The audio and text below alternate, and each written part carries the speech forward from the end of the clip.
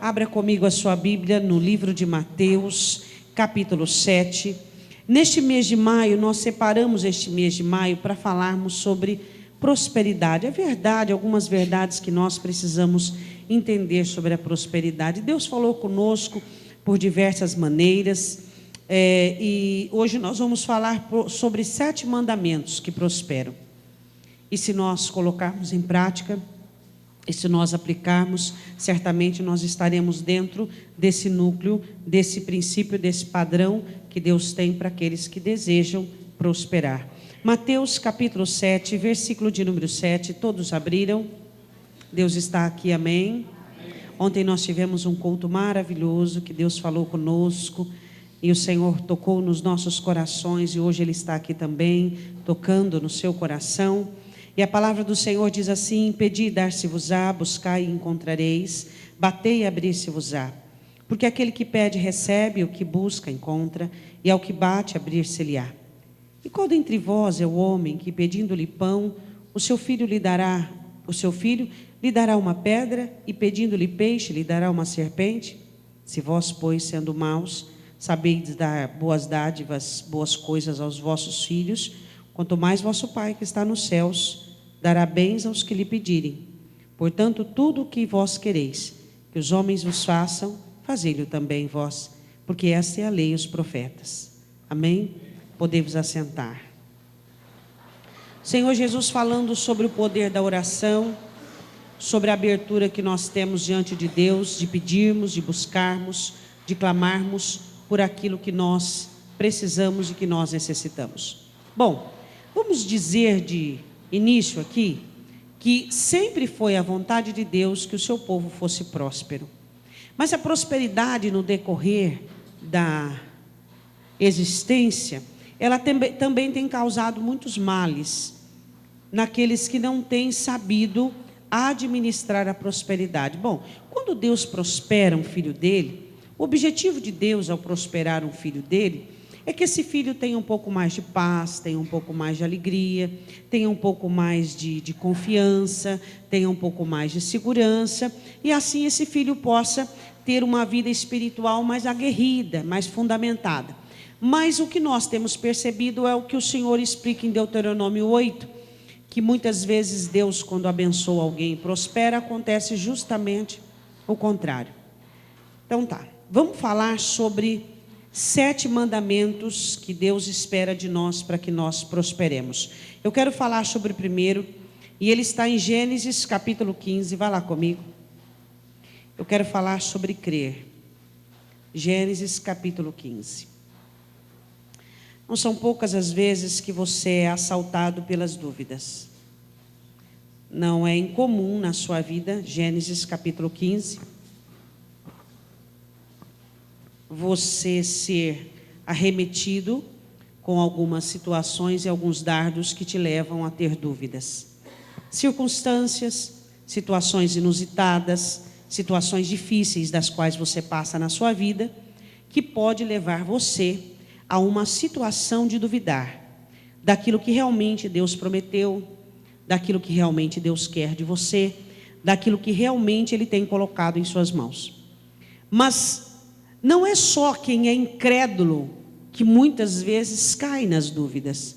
Muitas vezes as pessoas que nutrem e que têm uma fé forte, determinada, também são assaltadas por algumas situações, e muitas vezes delas, essas são emocionais, das quais nos levam a questionar, ou até levantar dentro dos nossos corações algumas incertezas sobre a vontade de Deus e sobre o propósito do Senhor. Gênesis capítulo 15, depois que Abraão sai de uma batalha, ele entra numa situação muito delicada, achando que realmente ele não ia ter um herdeiro, saindo das entranhas de sua mulher, e que o seu mordomo ia ser o seu herdeiro. Gênesis 15, versículo 1. Abriu comigo? Depois dessas coisas, veio a palavra do Senhor a Abraão em visão, dizendo: não temas, Abraão, eu sou o teu escudo, o teu grandíssimo galardão. Então disse Abraão: Senhor Deus, que me has de dar? Pois ando sem filhos, E o mordomo da minha casa é o Damasceno, Eliezer. Disse mais Abrão: eis que não me tens dado filhos, e eis que um nascido na minha casa será o meu herdeiro. Eis que veio a palavra do Senhor a ele, dizendo: este não será o teu herdeiro, mas aquele que de tuas entranhas sair, este será o teu herdeiro. Aí o Senhor faz um convite para ele: vem aqui fora, fora da tenda. Então o levou para fora e disse: olha agora para os céus, e conta as estrelas, se as pode contar. E disse-lhe: assim será a tua descendência. Às vezes a dúvida, ela surge no coração dos crentes. Surgir está até dentro de uma normalidade, mas perdurar é dentro da anormalidade. A dúvida, às vezes, acontece porque você está sensibilizado, porque um fato novo aconteceu, porque você está entristecido por alguma coisa, porque você enfraqueceu com alguma situação, mas na hora em que a dúvida chega também a voz de Deus, e aí é a hora em que você deve dar ouvidos ao que Deus diz e ensurdecer para aquilo que o seu coração diz. É aí que você vence a batalha da dúvida por meio da fé. A dúvida aparece e tem que ser derrotada. Ela surge, ela é natural, ela é humana. Mas a partir do momento que ela começa a dominar o seu coração, ela começa a se tornar maligna. Ela começa a se tornar um instrumento nas mãos de Satanás. Tudo o que você for fazer na sua vida, seja qualquer coisa, até o seu erro, você não pode ter dúvida. Até quando você erra, você tem que estar certo que você está fazendo errado e que virá a consequência. Você não pode estar errando, achando que você está certo, para depois, na hora que vir a consequência e o resultado for negativo, você dizer: eu esperava uma outra coisa, eu buscava uma outra coisa. Até quando você erra, você tem que ter certeza que você está errado, saber que você está errando e estar preparado para o fruto do qual você está plantando. Porque você não pode viver em dúvida. A dúvida aparece. Diga: a dúvida é humana, mas a permanência dela é maligna. A Bíblia diz que Abraão olha para o Senhor e diz: Senhor, eu penso comigo que o meu herdeiro não vai vir de mim, mas vai ser esse aí que nasceu em casa. O Senhor diz: não, o que é isso, Abraão? O seu herdeiro virá das suas entranhas. Olha as estrelas do céu, conta. Não consigo, conta. Não consigo, não são tantas? São. Assim será a sua descendência. Sabe o que aconteceu? Sabe o que aconteceu com a dúvida de Abraão? Foi embora, sumiu, desapareceu. Por quê? Porque a voz de Deus é maior que qualquer questionamento humano naquele que é filho de Deus. Porque a voz de Deus deve superar, a voz de Deus deve sucumbir qualquer incerteza advindo de qualquer quadro complicado ou complexo de sua vida. Deus está com você.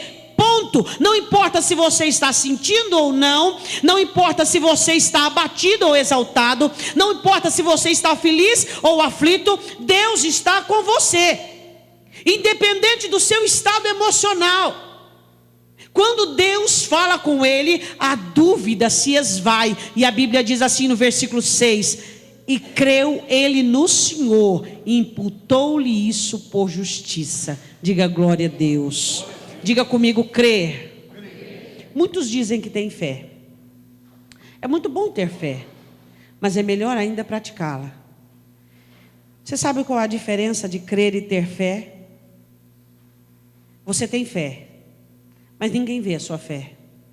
Mas quando você crê, as pessoas conseguem enxergar no que você crê.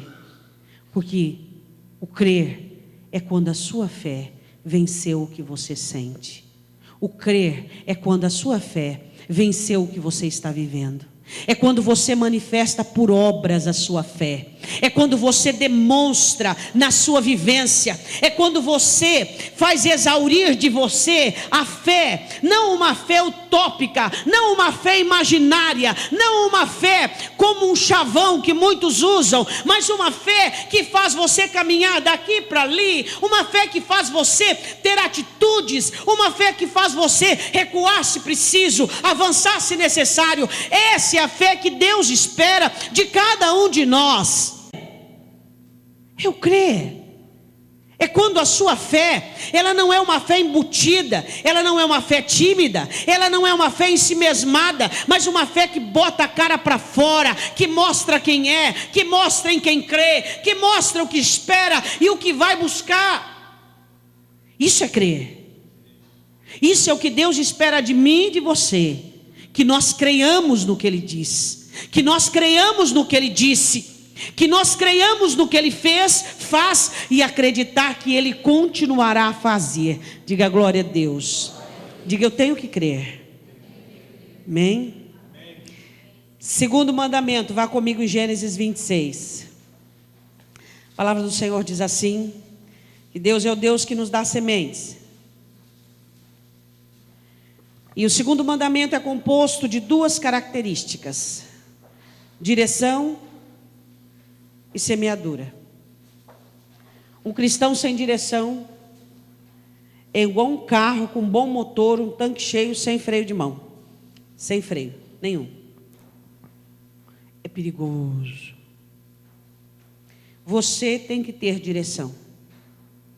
Você tem que saber o que fazer, quando fazer e como fazer. Se você não for dirigido por Deus, não adianta você ter fé, não adianta você ter dons, não adianta você ter anos de banco de igreja. Você tem que ter direção. E para que você tenha direção, você tem que ter humildade de ouvir a voz do Senhor dizendo: agora é hora de você fazer isso. Olha, não faça isso porque você está fazendo em nome do seu ânimo humano. Você está fazendo em nome do seu, vamos lá, o que é que nós somos tomados? Seus impulsos, suas indignações. Quantas coisas surgem dentro de nós. Então nós precisamos de direção, porque às vezes você pode fazer uma coisa e achar que aquilo é de Deus e não é. E aí como é que vai fazer? Deus não vai com você, Deus não vai te bancar, Deus não vai te respaldar, e aí você vai ficar frustrado. O Senhor olha para Isaac em Gênesis 26, você está aí aberto. Havia fome na terra, além da primeira fome que foi nos dias de Abraão. Todo mundo descendo para o Egito, empenca. Deus olha para Isaac e diz assim: você não desce para o Egito. Era o comum, era o que todo mundo fazia. Era a resposta, era a reação. A Bíblia diz assim: por isso foi Isaac a Abimeleque, rei dos filisteus, em Gerar, e apareceu-lhe o Senhor e disse: não desças ao Egito, habita no lugar que eu te disser. Isaac ia ter que receber a direção de Deus, onde é que ele devia estar. Às vezes nós somos ávidos, né?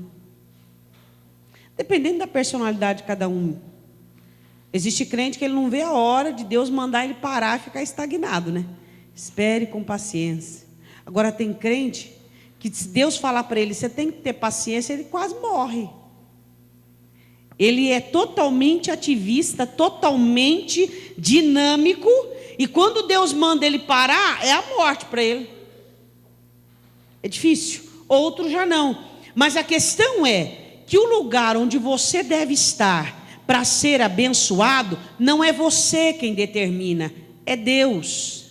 E se você errar nessa jornada, situação geométrica, você perde a bênção, porque às vezes você acha que você pode estar em qualquer lugar, em qualquer momento, de qualquer jeito, fazer o que te dá na cabeça, e Deus vai atrás de você, porque tem gente que pensa que Deus é lixeiro, né?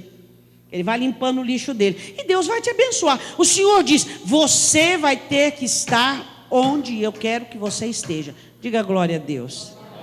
Diga se às vezes a gente não quer sair da linha, a gente não quer fazer coisas assim, sabe, em nome da fé, em nome da prosperidade. Não, porque agora quero tendas alargadas, agora eu quero trazer novidade, agora eu quero. Aí o Senhor fala, ó, espera um pouquinho, não é bem assim. Para quem é dinâmico é complicado, né? Mas foi bom para Isaac, que eu vou falar para você. Isaac não tinha o dinamismo, né? Você conhece Isaac, né? Paradão, quietão, tranquilo. Para quem é quietão, tranquilo, é até fácil. Agora, se você é muito dinâmico, você tem que exercitar a direção de Deus. Segunda característica dentro desse mesmo mandamento, semeadura. Olha para o seu irmão e diz assim, você é um semeador? O que é semeadura? É pegar o que você tem e lançar onde não tem nada. Isso é semeadura. É pegar o que Deus tem te dado e dar aonde não tem nada.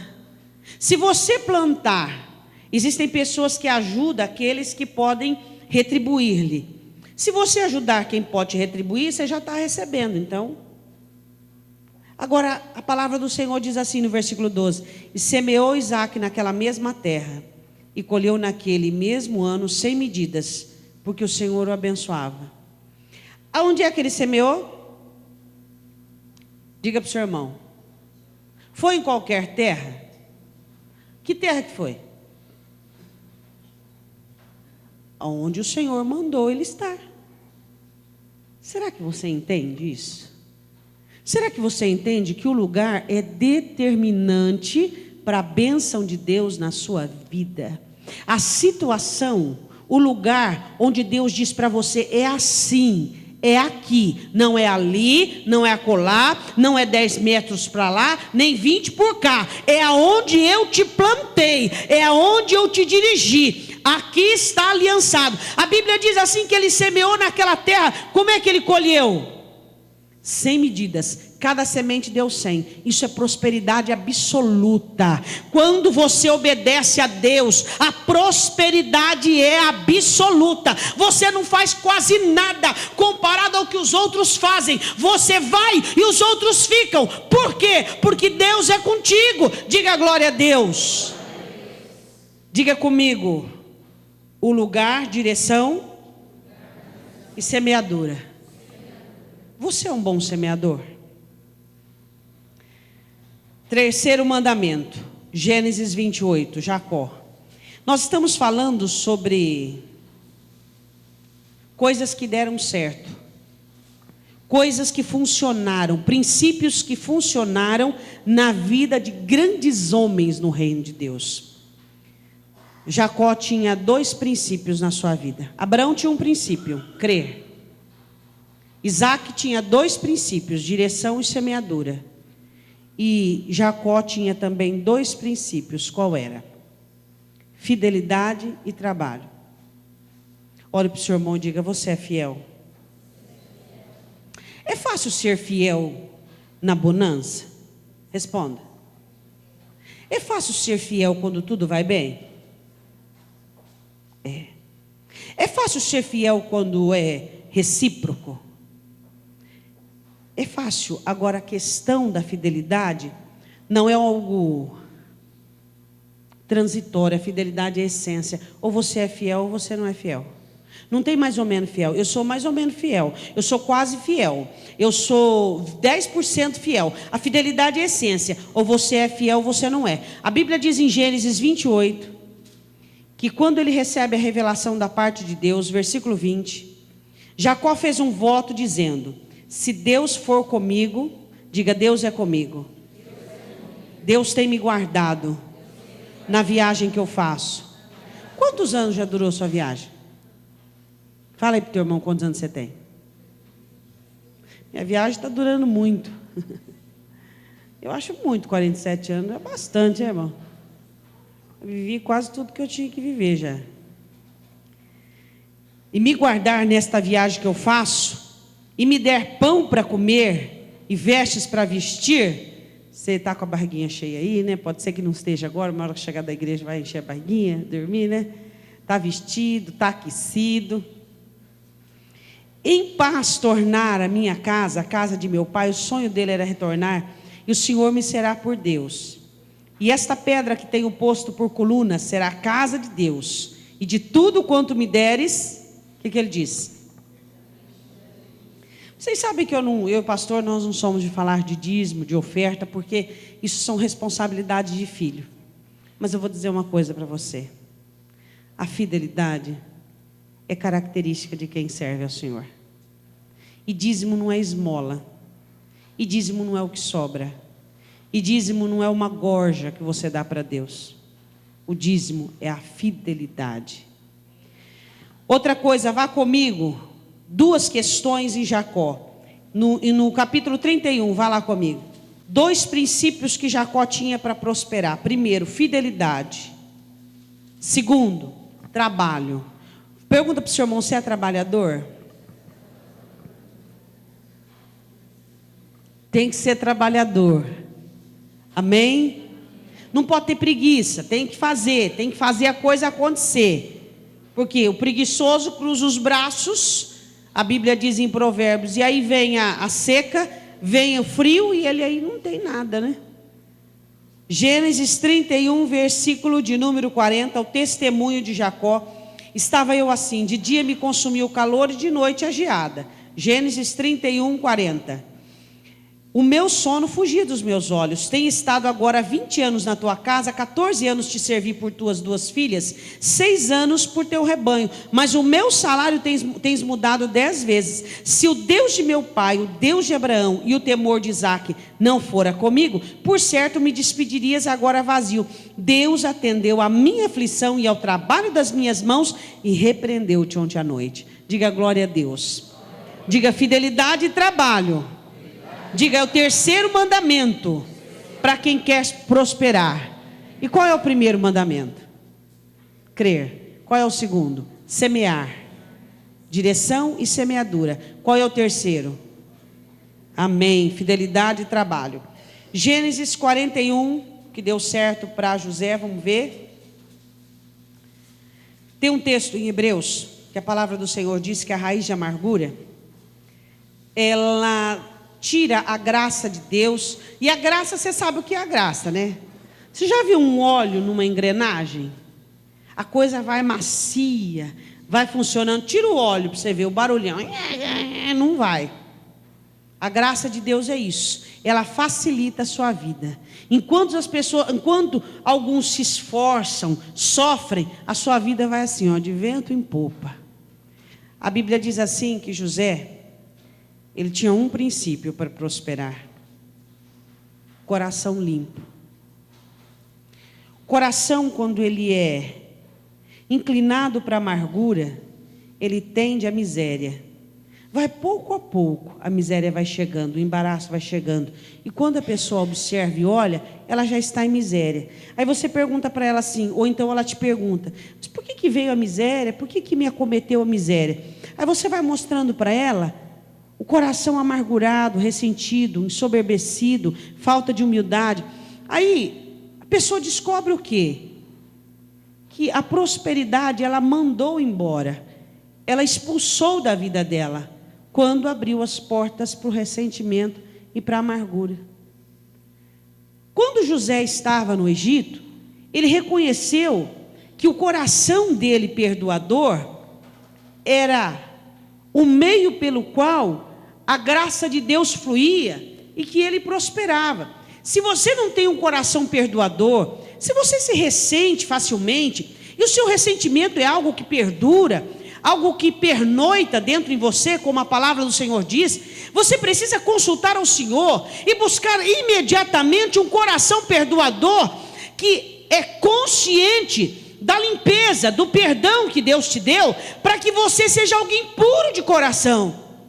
Por quê? Porque as impurezas, elas vão se misturando naquilo que você tem recebido e vai fazendo com que a palavra fique infrutífera, porque a palavra que cai no espinho não prospera, a palavra que cai nos embaraços não prospera, aquela que cai à beira do caminho não prospera, mas aquela que cai num coração limpo, puro, puro é aquela que produz 30, 60 e 100, é aquela que é produtiva. Então, se o seu coração é um coração remorçado, é um coração que fica no passado, ou se o passado tem dado guinadas e nortes para a sua vida, você precisa repensar, porque as suas reclamações não vão parar, os seus embaraços não pararão, porque a amargura é fonte de enrosco, é fonte de embaraço. A Bíblia diz assim em Gênesis 41, abre aí comigo, versículo de número 50, e nasceram a José 2 filhos, antes que viesse um ano de fome, que lhe deu a Zenate, filha de Potífera, sacerdote de On, e chamou José o primogênito Manassés, porque lhe disse: por que Deus fez esquecer José e você ele não faz?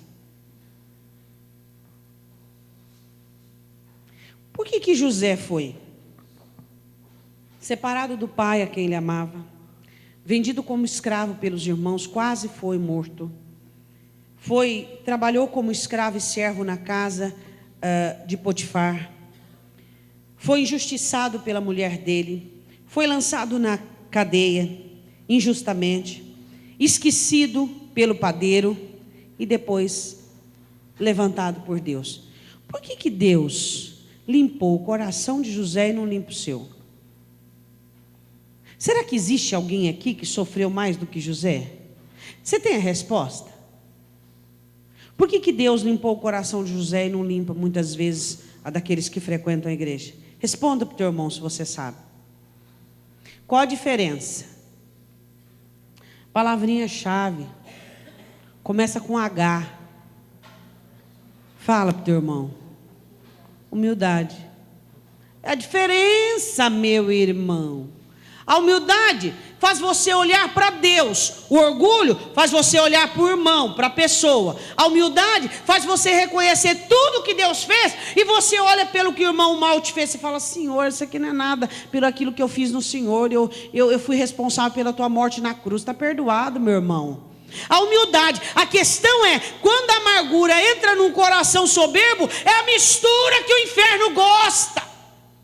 É a mistura que o inferno quer. Mas quando a amargura chega num coração humilde, aquele coração se humilha, chora, pranteia, confessa as suas mazelas e é limpo pelo Senhor. Ele diz: Manassés, Deus me fez esquecer do meu trabalho e da casa de meu pai, de tudo que eu passei, de toda a minha saudade, de toda a minha dor, de todo o meu sofrimento. Agora vá comigo no capítulo 50, quando o pai dele morre. Versículo 15, os irmãos ficam preocupados porque não conheciam José, dizendo assim: agora o pai morreu, José vai se vingar de nós. Mas José era de verdade filho de Deus. Gênesis 50, 15. Vendo então os irmãos de José que seu pai já estava morto, disseram: porventura nos odiará José e certamente nos retribuirá todo o mal que lhe fizemos. Filho de Deus paga o mal com o mal? Filho de Deus é injuriado e abençoa, é injustiçado e faz justiça, é caluniado e abençoa, é amaldiçoado e bendiz. Filho de Deus é o contrário. Como que você conhece os filhos de Deus e os filhos das trevas? Pelos frutos. É pelos frutos. Não é pelas manifestações humanas, mas pelos frutos. E aí a Bíblia diz assim: portanto mandaram dizer a José: teu pai ordenou antes da sua morte, dizendo: assim direis a José. Eles disseram assim: o pai mandou falar assim para você perdoar nós aí, hein? Perdoa, rogo-te a transgressão de teus irmãos e o seu pecado, porque te fizeram mal. Agora, pois, rogamos-te que perdoe a transgressão dos servos do Deus de teu pai. E José chorou quando eles lhe falavam. José chorou, dizendo: meu Deus, o que eles pensam de mim? Eu não tenho mais nada contra eles. Chorou. Que moço, né? Depois vieram também seus irmãos e prostraram-se diante dele e disseram: eis-nos aqui, por teus servos. Nós somos teus servos, nós falhamos, faz de nós o que você quiser. José diz: não temais. Porventura eu estou no lugar de Deus? Olhe para o seu irmão e diga: estou eu no lugar de Deus? A ira pertence a quem? A vingança pertence a quem? A consequência pertence a quem? A colheita pertence a quem?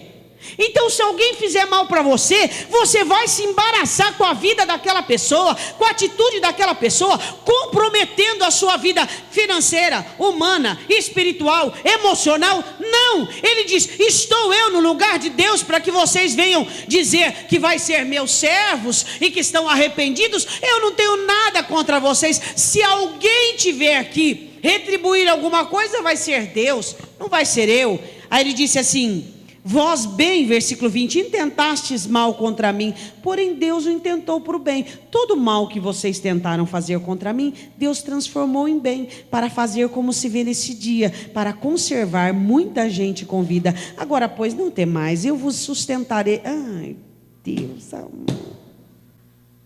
Eu vou sustentar vocês, vou sustentar os filhos de vocês. Por quê? Por quê?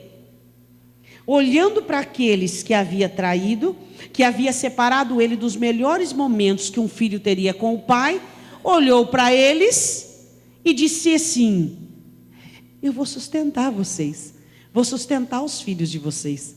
Vocês aqui no Egito serão abençoados, porque vocês são meus irmãos.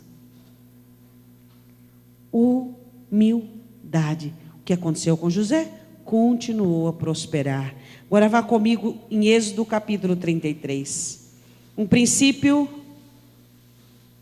de José para prosperar, coração limpo, perdão. Princípio de Moisés, Êxodo 33. Diga comigo: existia algo que Moisés não abria mão. Um dia o povo de Israel comete um pecado substituindo a adoração do Deus vivo por um bezerro de ouro. E Deus toma uma decisão de não mais andar no meio do povo. Mas Moisés não abria mão da comunhão com Deus. Por isso que quando ele... Porque em nossa vida às vezes você passa por caminhos desérticos, não passa? E o que é que vai te dar condições de, mesmo no deserto, você ter água da rocha pederneira, você ter maná que desce do céu? É a comunhão com Deus. Às vezes, diga às vezes, eu passo por desertos. O que vai garantir a minha sobrevivência é a minha comunhão com Deus. Sua comunhão com Deus não depende de ninguém, diga glória a Deus. Ela não depende do irmão, ela não depende do pastor, ela não depende da pastora, ela não depende do diácono, ela não depende da intercessora, ela não depende de quem canta, ela não depende da vida, ela não depende de circunstância. A sua comunhão com Deus depende de duas junturas. Olha para o seu irmão e diz: de duas junturas. Quais são essas duas junturas? A sua comunhão com Deus depende dessas duas junturas aqui, ó. É assim que funciona. Os seus dois joelhos. É daí que depende a sua comunhão com Deus. Você não ora, não fala com Deus, depois você fala que a sua comunhão está ameaçada e está ruim, porque alguém te deixou zangado, porque você tem muito trabalho, porque você tem problema. Mentira! É porque você não tem orado, não tem falado com Deus. Quando Moisés recebe a proposta de Deus, queria um anjo junto com ele, Moisés disse: eu não quero anjo. O Senhor disse: então a minha presença vai. Ele falou: também não quero a tua presença. Se tu mesmo não fores comigo, eu não saio daqui. Por quê? Deserto, milhões de pessoas desobedientes, pessoas más, pessoas intransigentes. E ele, para carregar o peso daquele povo, ele diz: anjo não vai dar conta, presença de Deus não vai dar conta, é Deus mesmo. Ô meu irmão, anjo não dá conta de você no deserto não. Shekinah, arrepio, não te dá conta no deserto não. O que te dá conta no deserto, de te manter, de te sustentar, é a comunhão com Deus, é essa intimidade com o Senhor. Tem gente que passa pelo deserto, vira murmurador, vira demônio, vira idólatra. Aí ele fala assim: mas antes do deserto eu era santo. Por quê? Porque no deserto anjo não te banca. Shekinah não te banca, arrepio não te banca, falar em língua estranha não te banca. É a comunhão que te sustenta, que faz você, mesmo querendo murmurar, não murmura, mesmo abatido, exalta e adora o Senhor, confiante, faz você andar numa direção só e não ficar dando voltas. Princípios que foram observados e praticados que deram certo. Qual foi o princípio de Abraão? Eu vou crer. Qual foi o princípio de Isaac? Eu vou ouvir a Deus, vou estar onde Deus queira que eu esteja, mesmo contra a minha vontade, e eu vou semear. Qual foi o princípio de Jacó? Vou trabalhar e vou ser fiel. Qual foi o princípio de José? Vou ter um coração perdoador. Qual é o princípio de Moisés? Comunhão com Deus. Amém? Porque às vezes você passa por algum deserto, alguma dificuldade, seja ela financeira, seja ela emocional, você passa por situações assim. Êxodo 33, versículo de número 12. E Moisés disse ao Senhor: eis que tu me dizes, fazes subir a este povo, porém não me fazes saber a quem hás de enviar comigo. Tu dissestes: conheço-te por teu nome, também achaste graça aos meus olhos. Agora, pois, te tem achado graças. Se tem achado graças aos teus olhos, rogo-te que me faça saber o teu caminho. E conhecer-te-ei para que ache graça aos teus olhos, e considera que essa nação é o teu povo. Disse, pois, irá a minha presença contigo para te fazer descansar. Amém, glória a Deus. Olha que culto abençoado. Eu senti a presença de Deus, senti umas coisas boas. Olha, saí leve do culto. Olha, estou até respirando fundo. Ah, meu irmão, isso aí no deserto não vira nada. Comunhão. Só a comunhão com Ele faz você aguentar a pressão, a opressão, o sol escaldante do deserto. Moisés olha e diz assim: se tu mesmo, versículo 15, não fores conosco, não me faça subir daqui, eu não saio daqui, se o Senhor não for comigo. O princípio de Moisés para prosperar no deserto: comunhão com Deus. O princípio de Abraão para conquistar, alcançar a promessa, crer. O princípio de Isaac, semear com fidelidade. São princípios que nós precisamos tomar posse. Mandamentos. Qual foi o de Jacó? Eu vou ser fiel e vou trabalhar. José, vou ter um coração perdoador. Moisés, eu vou ter comunhão com Deus. Diga glória a Deus. Sexto e penúltimo, Josué capítulo 1. Você já orou por ânimo?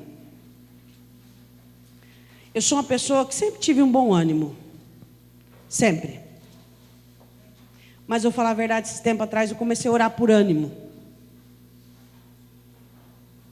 Oi? Josué capítulo 1, versículo 8 e 9.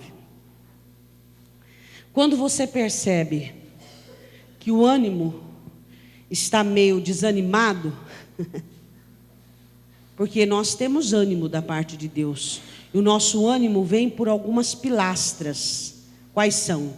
Nome escrito no livro da vida, certeza da volta de Cristo e convicção de perdão de pecados. Essas são as três pilastras e as três colunas. Quando você começa a olhar para o outro lado, o teu ânimo começa a ficar desanimado. Quais são as três pilastras do teu ânimo? Seu nome está escrito no livro da vida. Glória a Deus. Quem tem o nome escrito no livro da vida anda de que jeito? Enfrenta problema de que jeito? Enfrenta adversidade de que jeito? Quem tem a certeza que esse céu vai rasgar e Jesus vai voltar, vive de que jeito? E quem tem o perdão de pecados, comprado pelo sangue de Cristo, vive de que maneira? Então essa é a fonte do nosso ânimo. O nome é escrito pelo dedo do Senhor Jesus. Lá no livro da vida. Nós temos o quê? O poder do Espírito Santo que nos garante o nosso arrebatamento. Nós temos o quê? A convicção do perdão de pecados. Então você tem ânimo. Eu vou para o céu. Meu nome vai sair da boca do meu Senhor Jesus. Os meus pecados são perdoados. Mas de repente o diabo começa a te mostrar umas coisas ruins. umas coisas ruins, e aí você ora e diz: Senhor, Tu és a fonte do meu ânimo. Os 3 pilares que o céu instituiu sobre a minha vida.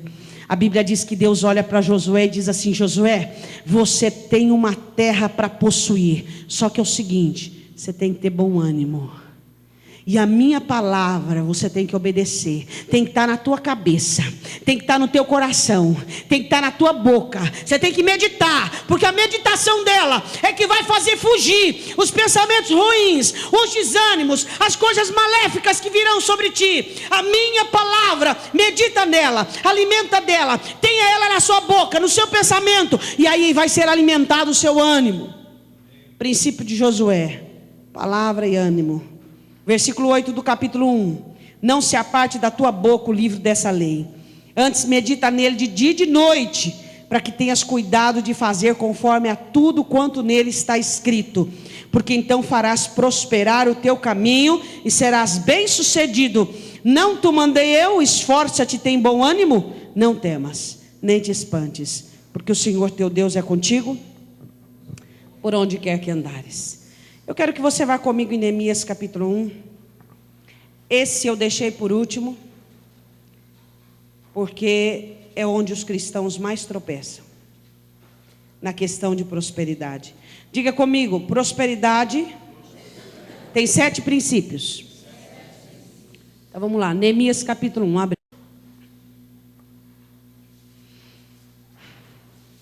Realmente é complicado. Para que você seja um eleito, um escolhido de Deus para ser bênção como Abraão, você tem que crer. Para que você prospere, você tem que ter a direção de Deus como Isaac e semear como ele. Você precisa trabalhar e ser fiel como Jacó. Você precisa ter um coração puro como José, para que você passe por adversidades, passe por circunstâncias adversas. Você precisa, para passar pelos desertos que são propostos, mesmo por Deus a nós precisamos ter comunhão com Deus. Para que nós possamos possuir o que Deus tem para nós, precisamos ter ânimo e palavra, obediência. Mas eu vou dizer uma coisa para você: às vezes a sua prosperidade depende de algo muito complicado. Começar é bom, iniciar é ótimo. Iniciar uma amizade, começar um casamento, começar uma sociedade, começar um projeto, isso é ótimo. Você está a todo vapor, e são muitas coisas para ver, muitas coisas novas, muitas coisas gostosas de desfrutar. Mas muitas vezes você e eu, nós enfrentamos por uma situação que está detonada, semi-destruída ou até destruída. E aí você tem que reconstruir o que está destruído. Um casamento, uma amizade, uma comunhão, uma situação. E aí é onde muitos de nós temos largado o arado e voltado atrás como perdedores.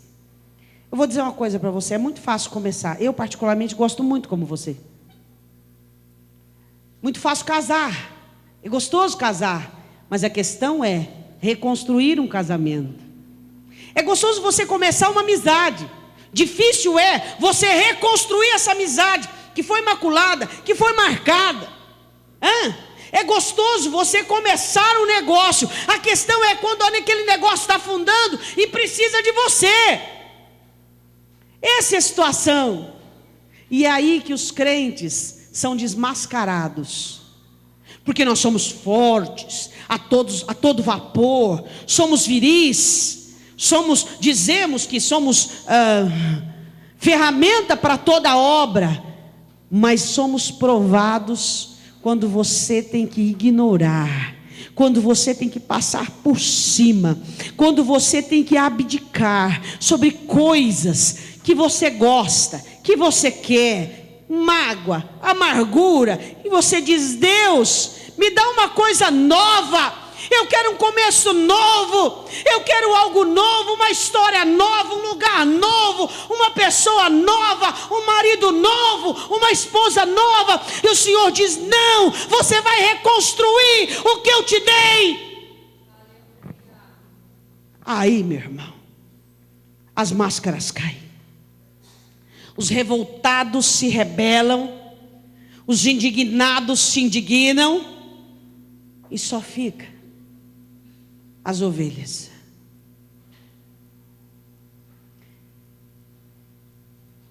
Hoje eu estava conversando com o pastor na hora do café da tarde. Eu estava dizendo assim: sabe bem, eu fico a pensar, se Deus encontra ainda ovelha em muitos empresários, será que eles ainda são ovelhas? Será que os diáconos ainda são ovelhas? Será que os pastores ainda são ovelhas? Será que eu, você ainda não somos ovelhas? Porque Deus trata com ovelhas. E quando nós deixamos de ser ovelhas, nós começamos a sair fora do projeto de Deus, fora do apêndice de Deus, e aí começa a não funcionar. A questão é força para começar. Quem é que não tem? Força para dar início? Ah, mas que maravilha!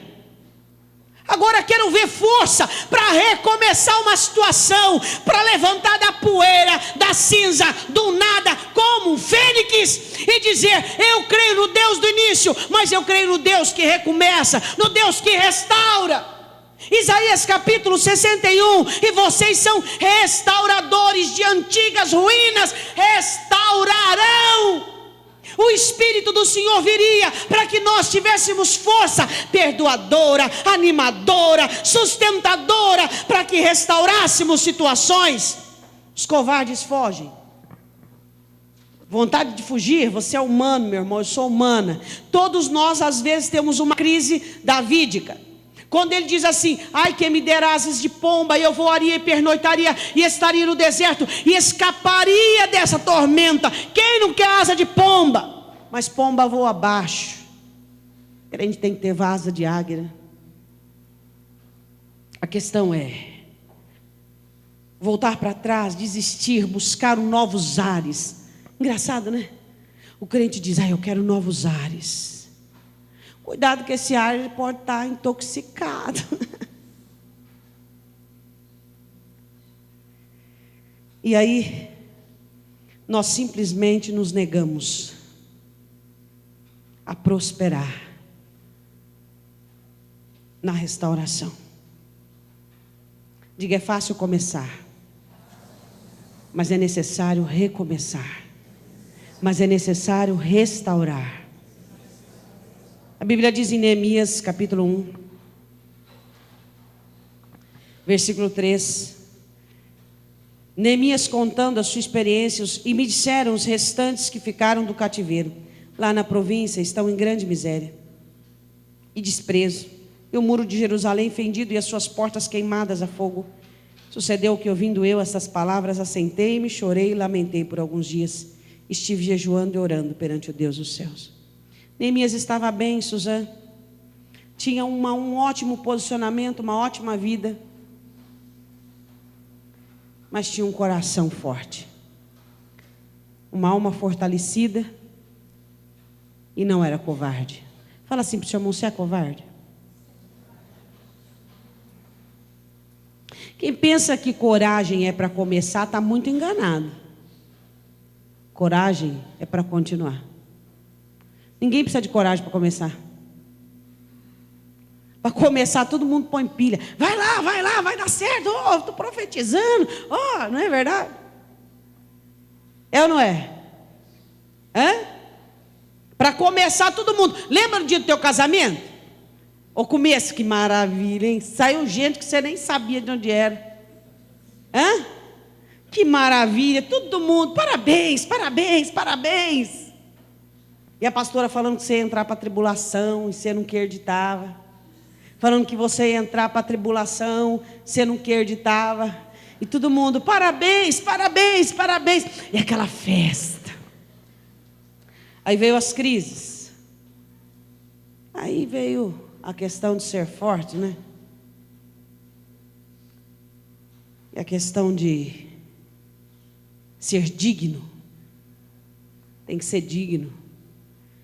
Eu, às vezes, conversando com o pastor, eu digo assim a ele: a diferença dos cristãos é o caráter, a dignidade. Uns são dignos, outros não são dignos. Uns têm caráter, outros não têm caráter. Ele, aleluia, só quando a coisa está boa, a coisa ficou ruim. Outros têm caráter, outros têm honra, têm dignidade. Eles sabem recomeçar. O que é? Eu vou chorar, vou jejuar, vou prantear pelos muros. Estou bem, Deus está comigo, minha vida está maravilhosa. Por que eu vou assumir o peso? Eu vou assumir essa situação, mas essa situação também é sua, porque o sangue que corria nas veias de Neemias era judeu, era israelita, e os muros de Jerusalém estavam fendidos. A sua situação depende de você, sua vida depende de você, e você quer começar largando coisas não terminadas que você abandonou. Deus disse: você quer querer começar, você começa, mas sem mim. Começo sem Deus é destruição. Você está cavando sua cova. Começar com Deus é uma maravilha, continuar sem Ele é loucura. O Deus do início é o Deus da continuidade. Mas pastor, é muito difícil continuar, tem que passar por cima do orgulho. Não passou ainda? Boa oportunidade para você passar agora, não é mesmo? Mas pastora, eu estou com raiva, com ódio, eu tenho razão. Então você não tem Jesus. Lembra que eu expliquei domingo? Olha para o seu irmão e diga: você tem razão ou Jesus? Razão, eu não tenho Jesus. Se eu tenho Jesus, eu não tenho razão. Se eu tenho Jesus, eu tenho humildade. Se eu tenho Jesus, eu tenho amor, tenho perdão. Mas se eu tenho razão, Jesus cai fora. Aí ele diz assim: eis que estou à porta e bato. Manda a razão embora para eu entrar. Fala para a razão ir embora para eu entrar. Aí eu tenho cabeça dura. Uma que você não tinha nem que ter cabeça, porque o cabeça da igreja é Jesus. Você tinha que ter só coração para obedecer. Mas já que você tem que ser cabeça dura, o outro tem que ser coração mole. Agora, quando os dois a cabeça dura, dá umas boas chifradas aí, né? Nós vamos agora orar. Você quer prosperar na vida? Quem que não quer?